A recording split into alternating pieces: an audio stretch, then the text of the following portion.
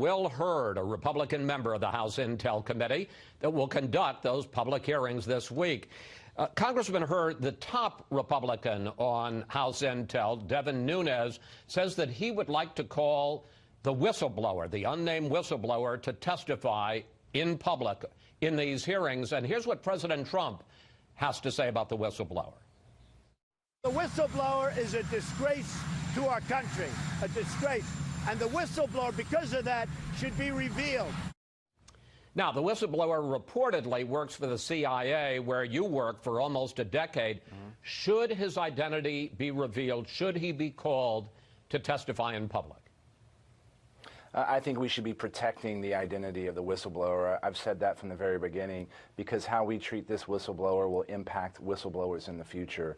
Having this whistleblower law on the books is important. It's an important checks and balance, not only in the Intelligence Committee, but our government. But what I would like to see happen is for Adam Schiff, Chairman Schiff, Chairman of the House Permanent Select Committee on Intelligence, to answer questions about what was his engagement with the whistleblower before the information, the whistleblower's allegations were transmitted to Congress.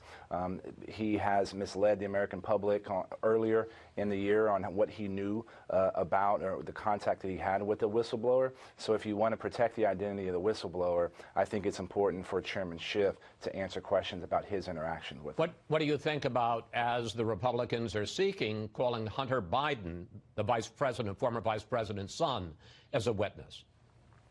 I would love to hear from Hunter Biden. I would love to hear from the other Americans that served on the board of Burisma. I'm curious to know how someone who doesn't have any experience in Ukraine nor experience in a natural gas company becomes on the board of a natural gas company in Ukraine. We also need to hear and understand the corruption. We know corruption in Ukraine is an issue. Ambassador Taylor has said that in his testimony. Dr. Hill has said that in her testimony. This is something that was concerned even in this current new administration in Ukraine. So hearing from people that can help provide insights into that, since that is central to this conversation, would be valuable. Now, Congressman Schiff responded last night to the GOP witness list that had been offered by Chairman Nunes, and here's what Schiff said. The Intel Committee will not be used, quote, to carry out the same sham investigations into the Bidens and 2016 that the president wanted Ukraine to conduct. Given that response, Congressman Hurd, what does that say about the fairness of the process that the Democrats are running in holding these hearings? Unfortunately, Chris, this has been a partisan exercise from the very beginning. When one piece of information comes, people that don't like the president say, this is an example for impeachment. People that support the president say this is evidence of exoneration. I think we should just turn over every rock and pursue every lead to ultimately get to the truth. And it's unfortunate that the Democrats on the committee and the Democrats in the House have created this partisan exercise. In a normal hearing, the minority, the folks that are not in power, have the ability to offer a witness. We can't do that in this case. Under previous impeachment inquiries, the minority and the president has had the opportunity to call witnesses, be involved. The majority of the House Permanent Select Committee on Intelligence and Chairman Schiff has prevented some of the lawyers for the administration to come in and be there with the folks that were testifying. That's not a fair process. If we're interested in trying to uncover the truth, then let's not put our thumb on the scales. But unfortunately, that's what this process has been. And what's even crazier is they're trying to have this completed by the end of the year. And I think we only have 16 or 17 legislative days left in the year. Half of those days are what's called fly-in, fly-out days, where people are coming in from their locations. So to try to get that, try to pass NAFTA, to fund the government, to try to do all that in that short period of time, I think that's next to impossible. You talk about the extreme partisanship, maybe on both sides, Republicans and Democrats in the House. You are not. While you're a supporter of the president, you're not a party line supporter. You oppose some of his policies, for instance, constructing the border wall. You oppose and have spoken out against some of his language during his time in office. For you, What specifically do you want to learn from these hearings?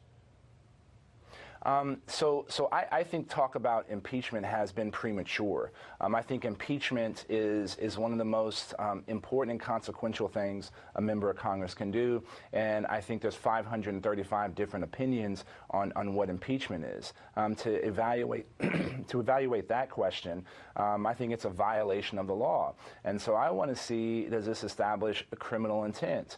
And yes, for me, I agree when I agree, I disagree when I disagree. And having spent 9.5 years as an undercover officer in the CIA, I was the guy in the back alleys collecting intelligence. I also did this through embassies. I know how embassies work. And the fact that Ukrainians, officials, weren't contacting their U.S. counterparts until August 29th, when they read in, I believe it was a Political article about aid being withheld. That was the first time that any Ukrainian had contacted a State Department or government official about this. That was more than a month after the July 25th phone call between the president and President Zelensky. So what do I want to see? Go ahead, sir. Go ahead, Chris. No, you go ahead. No, what I want to see is there an ability to establish criminal intent? Did the Ukrainians know that this was some kind of quid pro quo?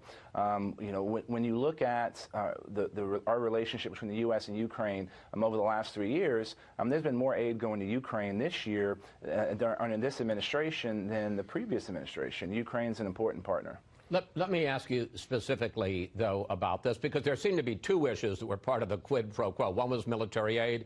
One was a meeting that the Ukrainians very much wanted between their President Zelensky and President Trump. All three of the witnesses that are going to testify this week, you see them up there, William Taylor, George Kent, Marie Ivanovich, all career Foreign Service officers, say there was a clear connection between support for Ukraine of various forms, U.S. support for Ukraine, and Ukraine investigating the Democrats. If you are satisfied that that is true, that there was this connection, this nexus, is that an impeachable offense? Well, I don't know if it was necessarily investigate the Democrats, right? I think it was investigation of corruption. And so people have made assumptions. Forgive me, sir, but specifically what President Trump said on that July 25th phone call was investigate the Democratic role in the 2016 election, whether they were involved in hacking the DNC server, and also specifically the Bidens and Burisma. Well, on the 2016 elections, now some of that information was based on what has been kind of fringe thinking, but back when even Democrats started investigating the Russian involvement in our 2016 elections, there was a Ukraine nexus. And so trying to get to the bottom of that, is that a violation of the law? Now, was that an understanding based on debunked information? Yes, but is it a violation of the law? I don't think so. But specifically, sir, the question is, if there was a quid pro quo, U.S. aid for Ukraine was going to depend on their doing these investigations of political rivals of the president. Is that an impeachable offense? I think if you're trying to get information on a political rival to use in a political campaign is not something a president or any official should be doing. I think most Republicans have said that would be a violation of the law. So that, in your view, if that were established to your satisfaction, I repeat, that would be an impeachable offense. I believe that's something that would make it have to truly consider whether impeachment is the right tool or not. And we will see what happens this week and whether or not it persuades you. Congressman Hurd, thank you so much. Thanks for your time. Good to talk with you, sir. Thank you, Chris.